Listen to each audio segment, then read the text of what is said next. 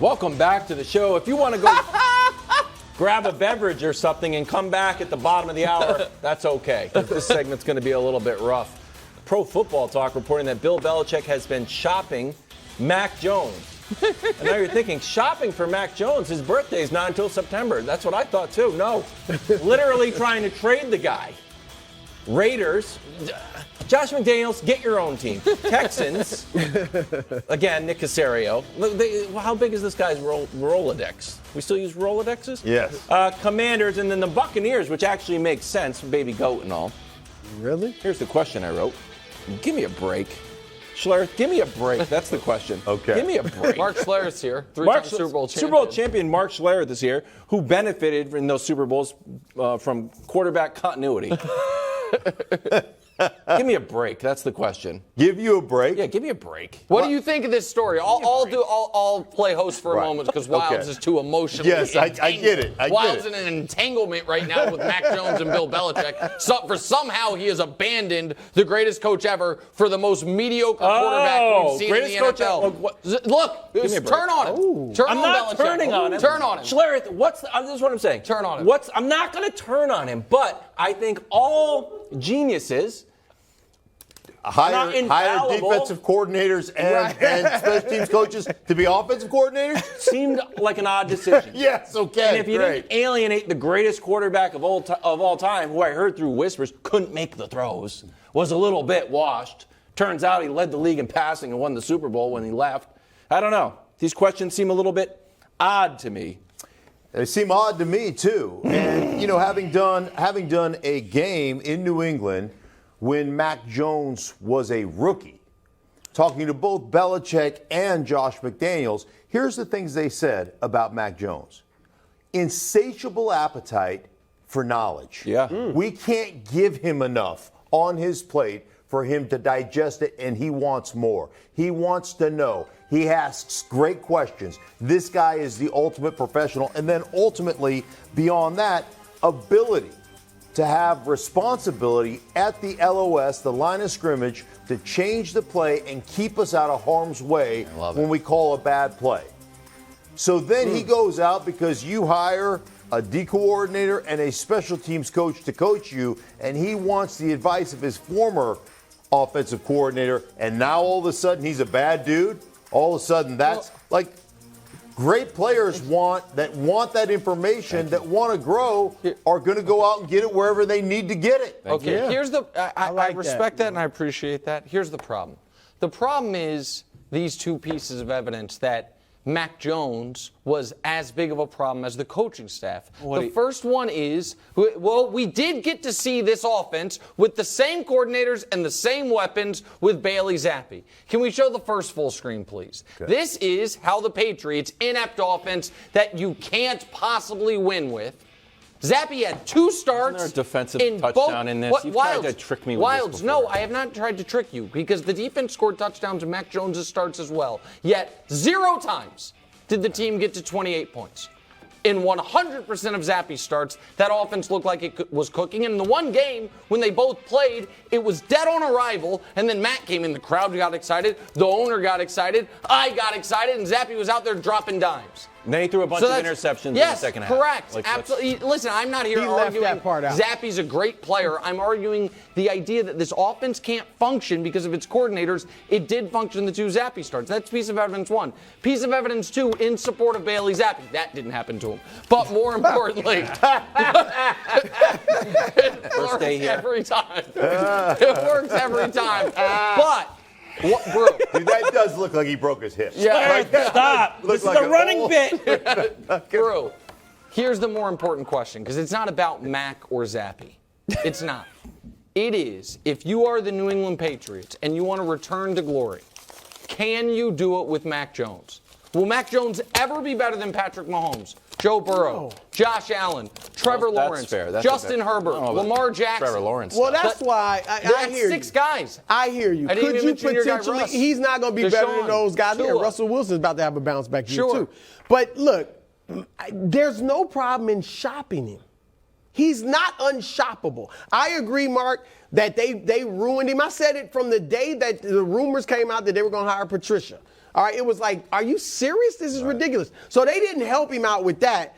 But still, even what he showed us as a rookie, which was good, was that he looks like a good game manager. Like, that's what he looked like a guy that's smart, can make some throws, can move you down the field. Good game manager. The guys Nick mentioned in the AFC are studs. And you don't have that. So I don't have a problem with shopping him. Doesn't mean you don't want to play him. Doesn't mean you think he stinks. It just means we might be able to do better. Let's see if we can. Wild. So he's got to be professional. You run him out of town for Lamar. No. If this is all one big long narrative till we get to Lamar Jackson, sure, I'll take Lamar Jackson. That's just being honest. There you go. But to have Bailey Zappi, who I like, but is not necessarily an upgrade over Mac Jones, is probably a downgrade. Not a fan. He is a downgrade. Thank you, bro. Other news from Albert Breer. Get your swagger back up, man. Can't. Leave. There was reportedly tension between Belichick and Robert Kraft at the owners' meeting. No report on if it was palpable or not. Nick, could this be the last year for Bill Belichick? Answer yes. Wow. Maybe it could be. It absolutely shouldn't be. Brew, who's the one person, if we had to power rank them, most responsible for the Patriots dynasty? What's his name? Tom Brady. Correct. Who's second without a doubt? Belichick. Exactly. The idea it was 20 years that ago. It was not 20 years ago, Wilds. You guys won the Super Bowl in 2018 with a mediocre offense. You scored 13 points in the Super Bowl. Brady, though. I understand, but the defense, which is Belichick's baby, we have now swung too far in the other direction. We want to give Brady more credit than Belichick. I'm all for it. I've always believed player over coach. I love Andy Reid. Patrick Mahomes is what changed the Chiefs' fortunes. Andy Reid's been awesome alongside him. But now we're going to side. We're going to side with Mac Jones and Robert Kraft over Bill Belichick. Everybody's like, "Oh, what's Belichick's record without Brady? What's Robert Kraft's ownership without Belichick? Give me a break." Now, has Belichick made massive mistakes? Absolutely, on the personnel front and lately on the coaching front. I'm sorry, on the coaching staff. But in game, he is still one of the three sharpest coaches in football, and I think the sharpest defensive mind in football. The idea that you're just going to upgrade because why? Because Jared Mayo, who Belichick taught, Jared Mayo's entire experience is from Belichick. So unless we think he's just lost his faculties, you're not going to upgrade a coach moving on from Belichick, in my eyes. Yeah, I think one of the interesting things for Belichick is, do you have to start to assess yourself a little bit differently in the style with which you coach your football team?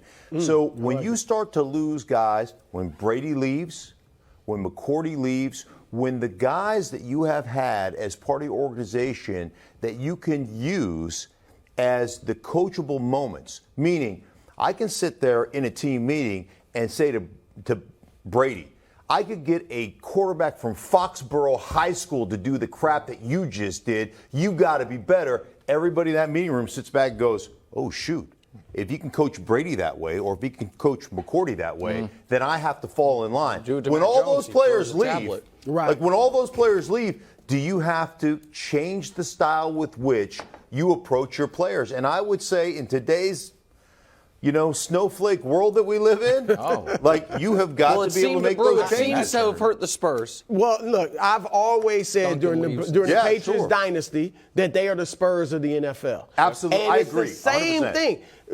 Bill Belichick was fortunate to have a superstar player that was humble enough to take hard coaching. Same thing with Popovich, Tim Duncan, right? You yell at me, take it all. All right? That Duncan left, Kawhi Leonard's like, I'm not really that guy, all right? And they haven't been able to have a star like that yet. Same thing, and I agree with you on Belichick. Now, here's the thing. You can't fire a 6-time Super Bowl winner. You just can't. A mutual parting of the ways, though, potentially. And here's the thing, Nick. Let's see this graphic. You brought up what has Belichick done without. He's been bad without Brady. I mean, 10 seasons without Brady. He's made the playoffs twice. He's got a losing record without Brady, both overall and in New England. He's 43-44 in New England with Brady. It was a losing record. I'm just saying, I was in Cleveland when he coached the Browns. He had one winning season. It was a disaster. I know, it was literally like before the internet was invented. He's been a disaster without Brady. I was in Denver. I was retired, but I was in Denver when Pat Bowlen said Mike Shanahan's my coach for life. And then he got fired. Like, there ain't no such thing. You could fire Belichick. There's no such thing as coach for life. I believe the tension is a good thing.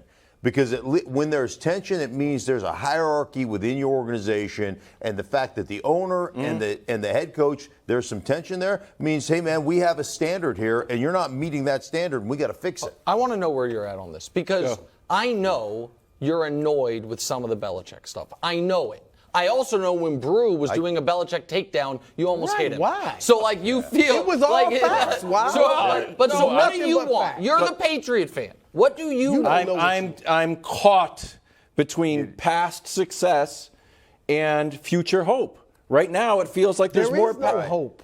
Well, that's the problem. If there's no hope, then you need to make a change. That's the issue. And it feels like since the Brady exit, there has been no plan. If there was a plan, I'd be happy. Get Mac Jones, develop Mac Jones, da-da-da-da-da. Yeah, see, that it reminds me right now, if I can get a close-up on your hair, because one side is perfectly coiffed and the other side is like Jimmy Nikowski. It's all over the place.